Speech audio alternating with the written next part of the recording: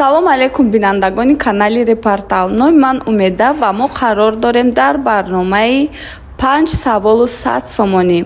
Инак шурӯъ мекунем. Салом алейкум, мо аз барномаи 5 саволу 100 сомонӣ. Ба як саволи мо ҷавоб доде соҳиби 20 сомон мешавед. Агар ба 5 савол ҷавоб доде соҳиби 100 сомон мешавед. Шумо омода ҳастед? бале омодаам. шурӯъ мекунем. Якум савол. Леонардо да Винчи аввалин бор суруди худро кай сароидааст ва он чӣ ном дорад? шумо бигем ки ҷоай. Ман ҷавобшо намедонам. Леонардо да Винчи. Намедонам. инак ҷавобаш ин аст ки Леонардо да Винчи сароянда нест.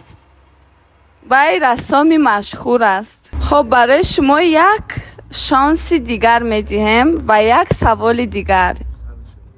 Конститутсияи ҷумҳурии Тоҷикистон кадом солҳо қабул шудааст?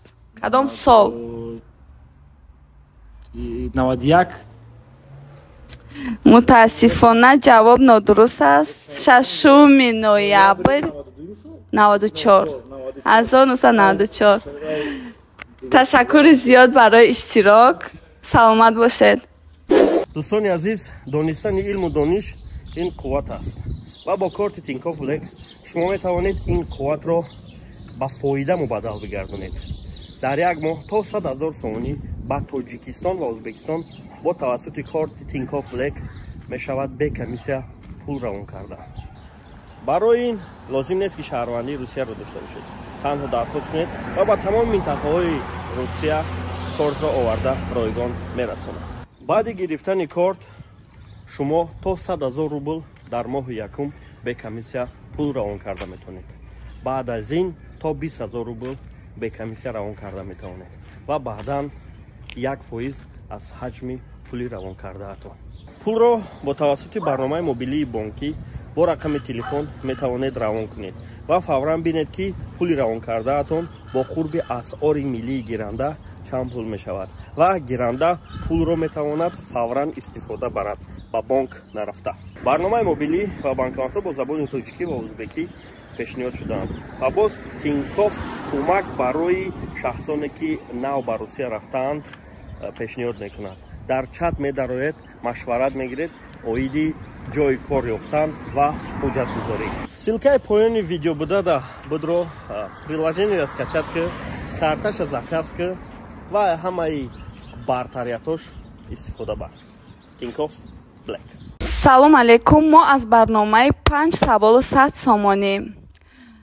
ва агар ба саволҳои мо дуруст ҷавоб додед соҳиби 20 сомон мешавед аз як савол. шумо омода ҳастед? бале, омодаам. инак шурӯъ мекунем.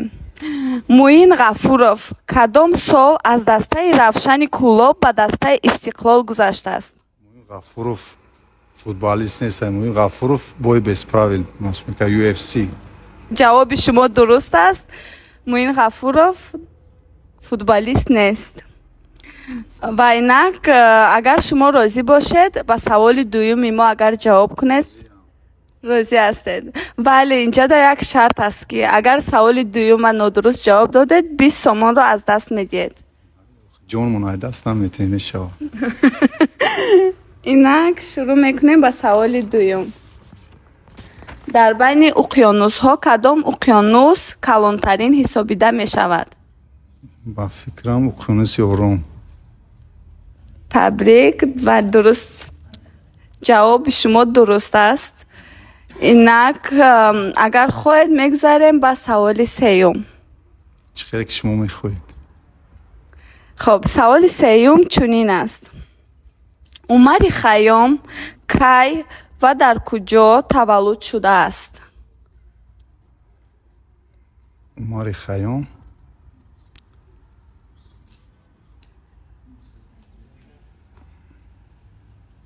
941 боша.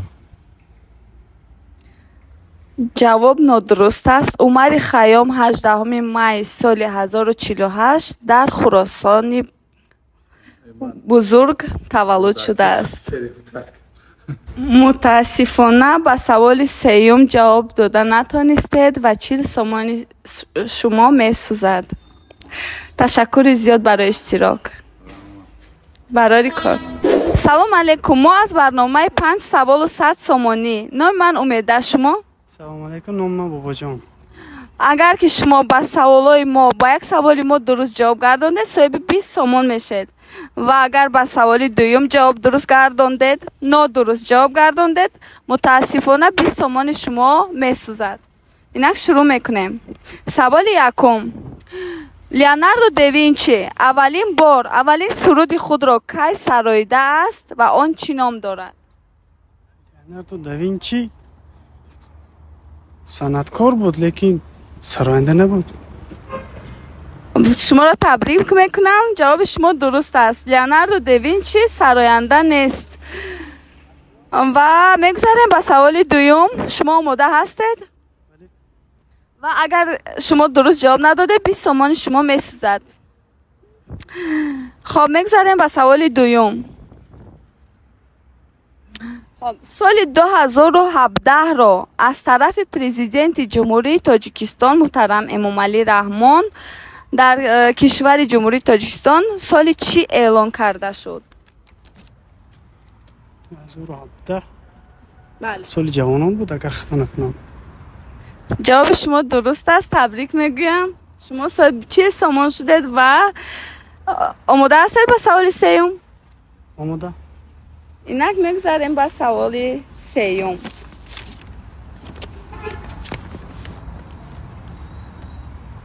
اولین پرچم رو در امپریای فارس که پرافشان کرده بود؟ امپریای فارس؟ بله. متاسفانه جواب ندارم. اگر خواهید من به شما کمتر کمک میرسانم.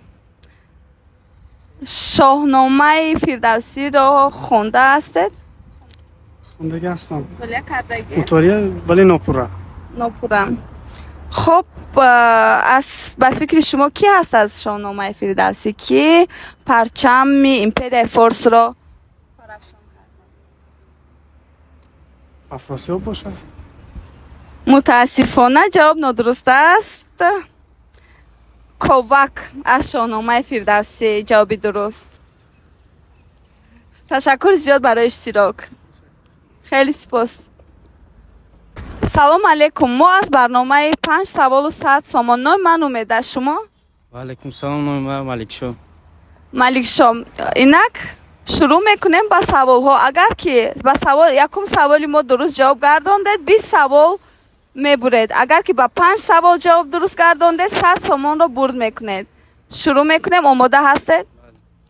اینک سوال یکم. لیوناردو دوینچی اولین بار سرود خود را کی سراییده است و آن چی نام دارد؟ از سوال شما پاسخ ندارم. جوابی درست ندارم. جوابی درست نه. خب خوب فکر کنید. خیلی لیوناردو دوینچی خیلی مشهور است. شما نمیشناسید؟ نه.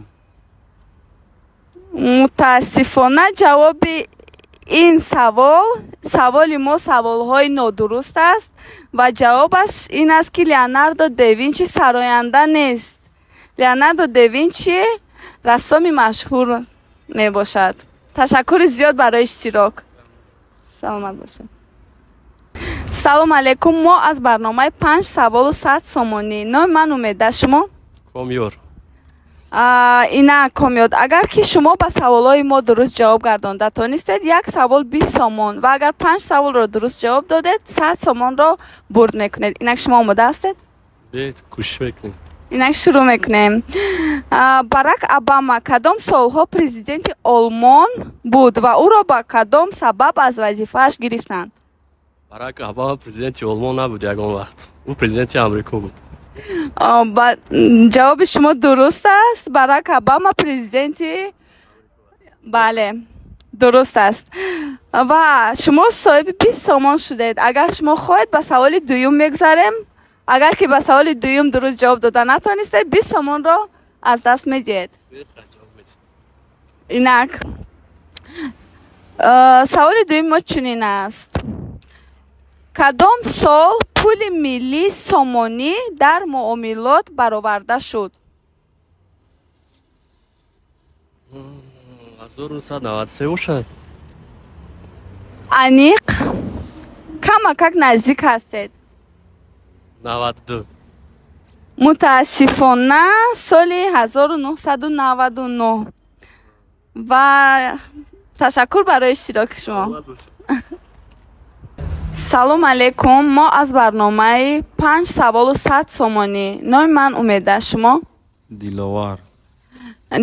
شما راضی هستید در برنامه ما اشتراک کنید و یک سوال ما اگر درست جواب دادید صاحب 20 سومان میشید و اگر 5 سوال را درست جواب دادید 100 سومان را برد میکنید. بله. اینک آماده هستید؟ بله. شروع میکنیم. ازمیر کدام سال پایتخت قرقیزستان بوده است؟ با فکر ما که ازمیر یگام وقت پایتخت قرقیز نبود، با خاطری که پایتخت قرقیز بیشکک می باشد.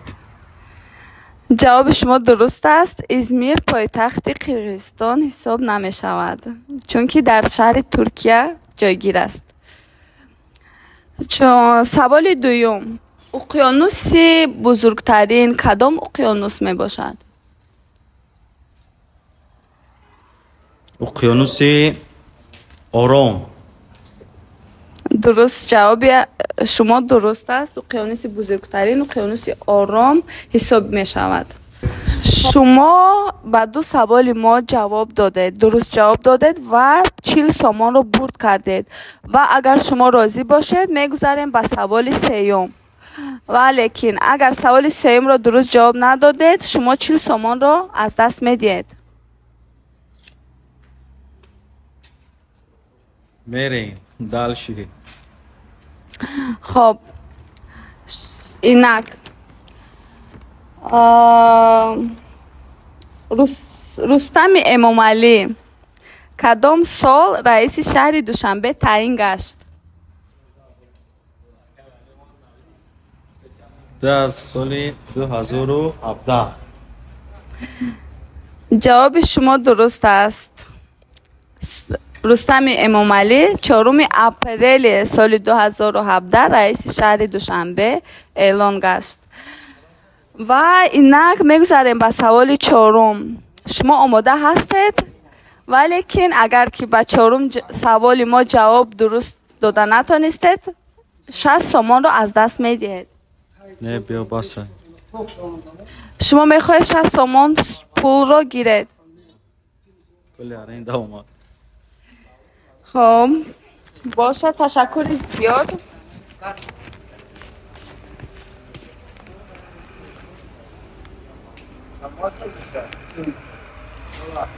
چه سامان شما. تشکر برای اشتراک برای کار. بسیار هم چیزی جالب شوق‌آور اگه برای بچه‌های جوان بسیار با هوس میشوند که محفل‌ها بسیار شود. تمام. تشکر زیاد. سلامت باشید.